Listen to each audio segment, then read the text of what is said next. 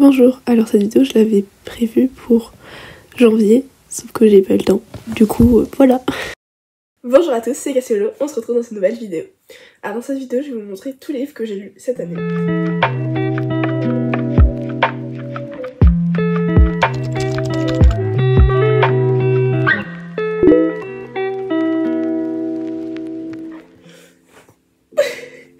Donc du coup j'ai lu tout ça cette année, et donc du coup je vais vous en parler tout de suite. Alors, en début d'année j'ai lu ces deux livres en même temps. Alors ce livre là je l'ai lu avec ma mère, on faisait une lecture commune, et donc celui-là je l'ai lu toute seule. L'Antilune de miel de Christina Laurent. Christina Laurent, si je me trompe pas, en fait c'est deux autrices, écrivent un même livre du coup. Et donc du coup l'histoire de l'Antilune de miel, c'est l'histoire de Olive Torres qui est dans l'obligation de partir en lune de miel avec son pire ennemi, avec quelqu'un qu'elle déteste, c'est-à-dire son... c'est pas son beau-frère, le frère de son beau-frère, parce qu'en fait sa sœur et du coup le mari de sa sœur devaient partir en lune de miel, sauf que le jour de leur mariage ils ont eu une intoxication alimentaire, donc du coup ils n'ont pas pu partir en lune de miel, donc du coup Olive a dû prendre sa place parce qu'elles sont jumelles, du coup ça passait. J'ai bien aimé ce livre, Enemy to Lover, genre voilà, un truc tout basique, tout doux, ça se lit rapidement, voilà. J'ai bien aimé le lire, c'était sympathique, et le plus sympathique c'était que du coup j'en parlais avec ma mère, et à chaque fois qu'on avançait dans un chapitre on se disait « Ah non mais t'as vu ce qu'ils ont fait, ça a abusé, nana », vraiment genre elle abuse, il abuse, et voilà. Donc j'ai bien aimé. Stalkeuse.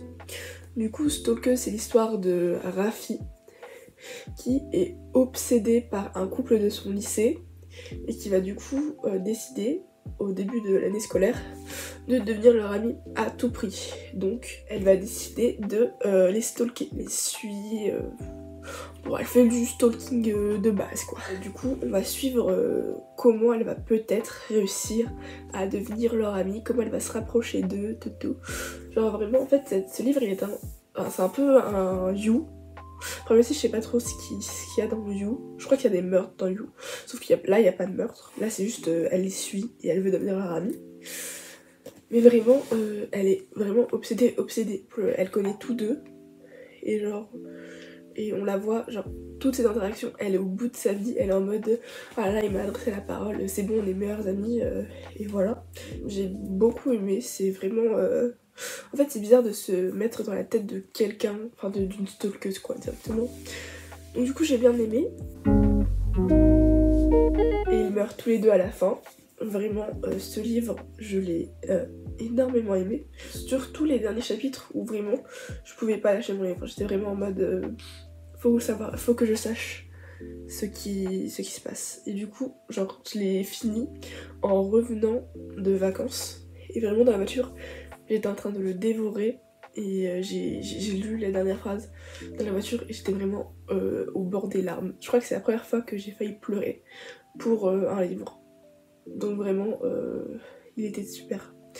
Il était très sympathique. Alors du coup c'est l'histoire de deux jeunes hommes qui vont découvrir le 5 septembre que en fait ils n'ont plus que 24 heures à vivre parce qu'il y a une application qui annonce quand tu vas mourir, et du coup, ces deux personnes en fait du coup ont appris qu'ils vont mourir.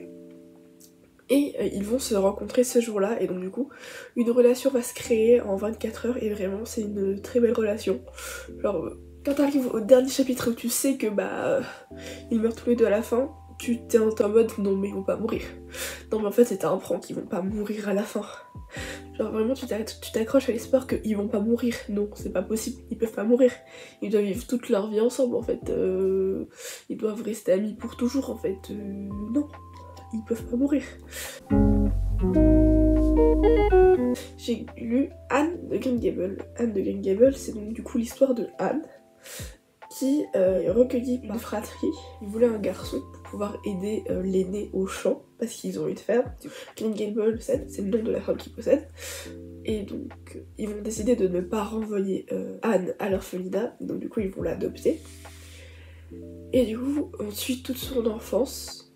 Je crois que c'est toute son enfance là-bas. Et vraiment, c'est super bien. C'est tout doux. Vraiment, on suit Anne dans toutes ses aventures.